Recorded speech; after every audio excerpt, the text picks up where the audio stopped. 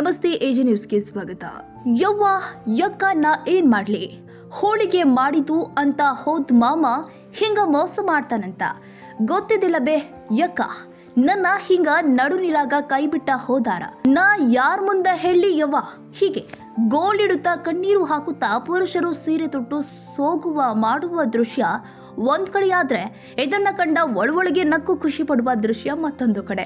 ಶವಯಾತ್ರೆಯಲ್ಲಿ ನಕ್ಕು ಖುಷಿ ಪಡುವಂಥದ್ದು ಏನಿದೆ ಅಂದ್ಕೊಳ್ಬೇಡಿ, ಇದು ನಿಜವಾದ ಶವಯಾತ್ರೆ ಅಲ್ಲ, ಹೋಳಿ ನಿಮಿತ್ತವಾಗಿ ನಡೆಯುವ ಅಣುಕು ಶವಯಾತ್ರೆ.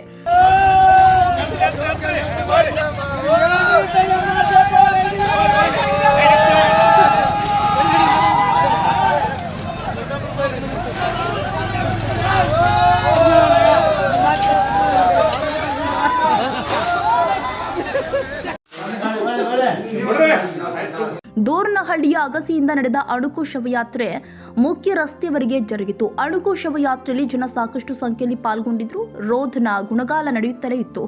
ಅಳುವವರು ಒಂದಿಷ್ಟು ಜನರಾದ್ರೆ, ಒಳಗಿಂದೊಳಗೆ ನಗುವವರು ಇನ್ನೊಂದಿಷ್ಟು. ಅಳುವವರನ್ನ ಗೋಳು ಹೊಯ್ದುಕೊಂಡು ಇನ್ನಷ್ಟು ಖುಷಿ ಪಡುವವರು ಇದ್ರು.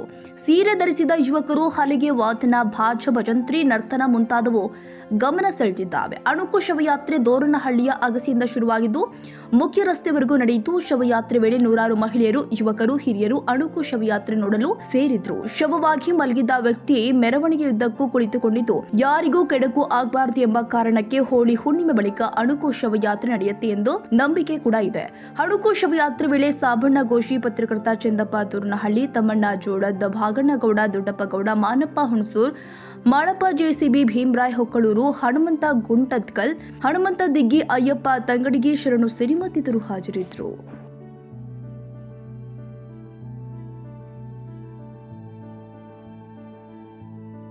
ಕನ್ನಡಿಗರ ಮೆಚ್ಚಿನ ನಿಮ್ಮ ಎಜೆ 24/7 ನ್ಯೂಸ್ ಕನ್ನಡ ವಾಹಿನಿ ಇದೀಗ ಟಿವಿಯಲ್ಲಿ ಲಭ್ಯ. ವೇಳೆ ನೋಟಿಸ್ ಕೊಟ್ಟಿದ್ರೆ ವಾಪಸ್ ತಗೋತೀವಿ. ಇವತ್ತು ವಕ್ಫ್ ಪ್ರಾಪರ್ಟಿ ಅಂತೇಳಿ ಬರ್ತದೆ ಅಂತ ಹೇಳಿದ್ರೆ ರೈತರು ಬೀದಿಗೆ ಬಂದ್ರೆ ಏನ್ ಮಾಡ್ಬೇಕಾಗುತ್ತೆ? ಯಾರು ವೋಟ್ ಹಾಕಿಲ್ಲ ಅಂದ್ರೆ ಗ್ಯಾರಂಟಿನೆಲ್ಲ ಸ್ಟಾಪ್ ಮಾಡ್ಬಿಡ್ತೀವಿ.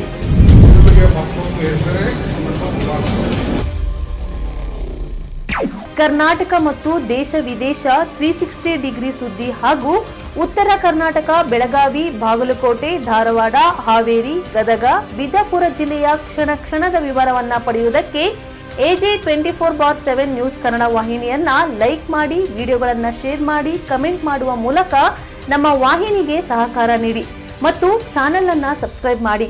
ಧನ್ಯವಾದಗಳು.